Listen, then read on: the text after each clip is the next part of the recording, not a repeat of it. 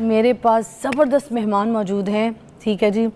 और नदीम साहब हमारे हैं, उन्होंने जब ज़बरदस्त गेस्ट को हमारे शो पे आज मधु किया। नदीम साहब किधर है, आ जाए ज़रा, बताते हैं हम लोगों को कि आज हमने किन मेहमान को यहाँ पे मधु किया है, ठीक है जी।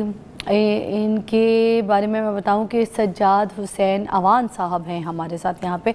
इंटरनेशनल रेसलर हैं, ठीक है। रस्सा कशी नहीं होता तो उसके चैम्पियन हैं। तो बाकू अज़रबैजान में जो है इनकी एक इंटरनेशनल एक इवेंट हुआ जिसमें पाकिस्तान ने जौन सा है कि वो गोल्ड मेडल जीता है। ये बड़े फ़ख्र की बात है हमारे लिए। सज्जाद हुसैन साहब जो हैं हमारे पास मौजूद हैं, तो पूछते हैं कि किस तरीके से कामयाबी हासिल की और पाकिस्तान का नाम जो है वो बुलंद किया। अस्सलाम वालेकुम। वालेकुम सलाम। भाईजान एक तो आप पहले अपनी हाइट दिखाइएगा। मैं तो ऐसे भाइयों को देख के बड़ा खुश होती हूँ। देखें, वाह भाईजान, thank you. You are good looking. मेरा भाई बहुत प्यारा है मगर साथ साथ टॉल भी बहुत है, अच्छे, ठीक है जी। अच्छा, आपने सिल्वर और ये जो ब्राउन्स मेडल है वो जीता है। जी जी। तो इसके बारे में बताइए, इन दोनों में फ़र्क क्या होता है और ये मेडल आपने जीता कैसे?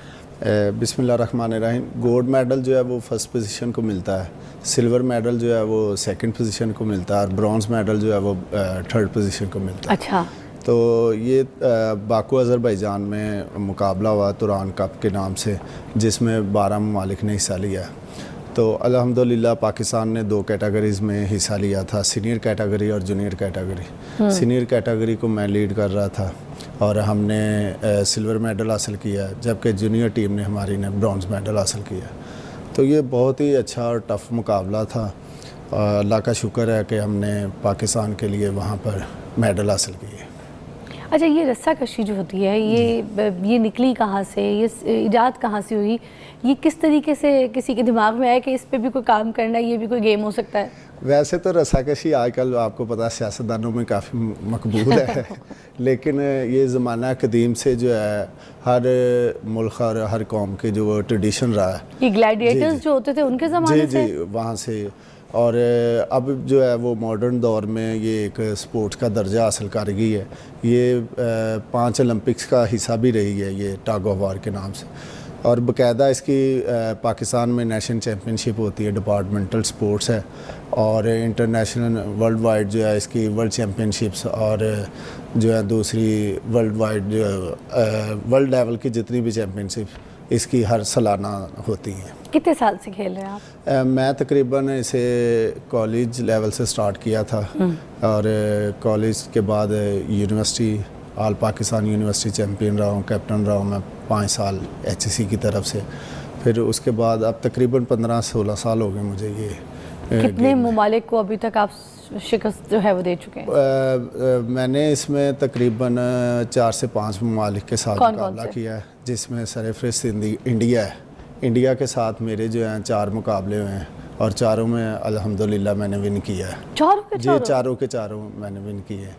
और इसके अलावा अभी जो अज़रबैजान में जो मुकाबले हुए हैं, यहाँ भी बहुत टफ़ मुकाबले थे। अज़रबैजान की जो टीम थी वो वर्ल्ड जूनियर की ब्रॉन्ज मेडल टीम थी, तो उनके साथ जब मुकाबला हुआ तो काफ़ी डिफ़िकल्ट था हमारे लिए, लेकिन अल्लाह का शुक्र है हमने उन्हें बीट किया। फिर उसके बाद ईरान के जो लड़के थे बहुत हैवी और टॉल हाइटेड लड़के थे, तो उनको जीतना हमारे लिए बड़ा बाइस फ़ख्र है, क्योंकि वो बहुत ही मजबूत टीम थी।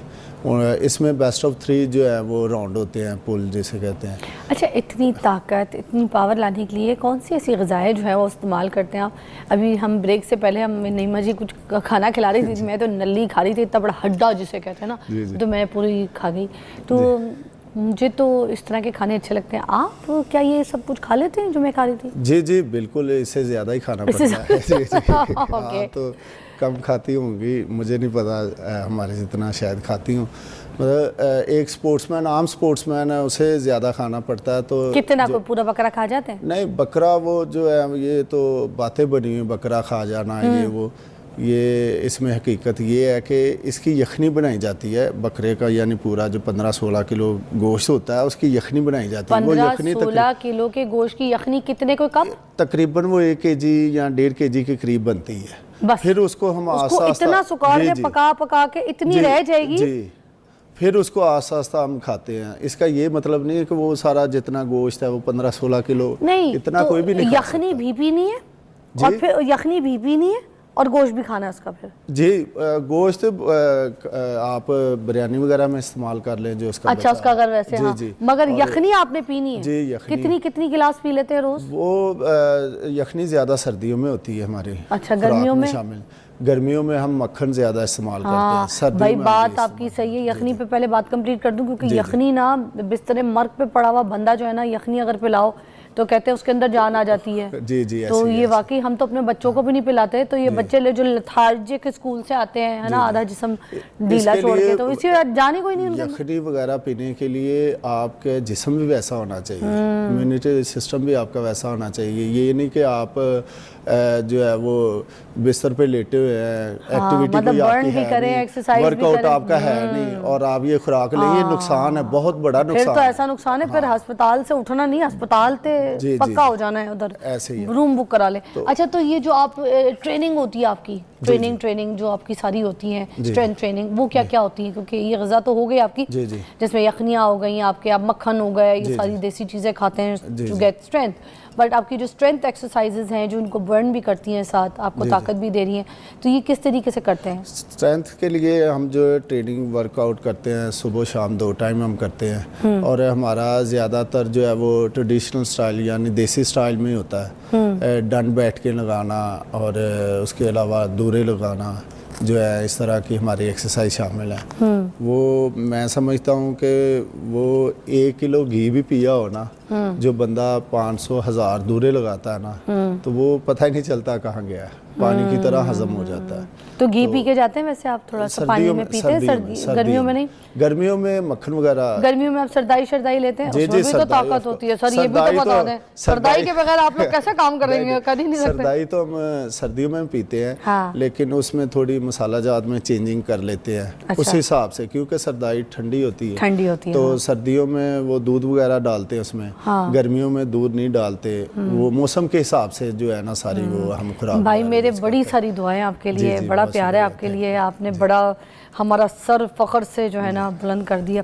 ठीक है, और मैं बताऊं, मई का महीना मैंने पहले भी कहा था कि हमने पहले इंडिया को शिकस्त दी, ठीक है, 6-0 से शिकस्त दी, ठीक है, 6 जहाज़ गिराए हमने उनके, और अब हमने उनको 4-0 से सज्जाद साहब ने जो है शिकस्त दे दिया इंडिया को।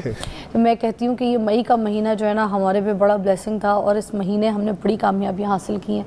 तो जितने भी एजाज़ात हैं वो भी हमें मई के महीने में मिले, और मई के महीने को बस हम सारी ज़िंदगी याद रखेंगे, पूरी कौम याद रखेगी, और भाई आपको भी याद रखेंगे। इसी तरह आगे मुल्क का नाम रोशन करते रहें, और हम आपको ऐसी चमकता देखना चाहते हैं। Thank you so much for your time. कभी भी कोई कामयाबी मिले फ़ौरन इधर आके सेलिब्रेट करना। आपकी अपनी बहन का शो, आपका शो है। जी बिल्कुल ऐसे ही है, बिल्कुल। थैंक यू भाई, बहुत शुक्रिया। आपसे मिलते हैं मंडे को।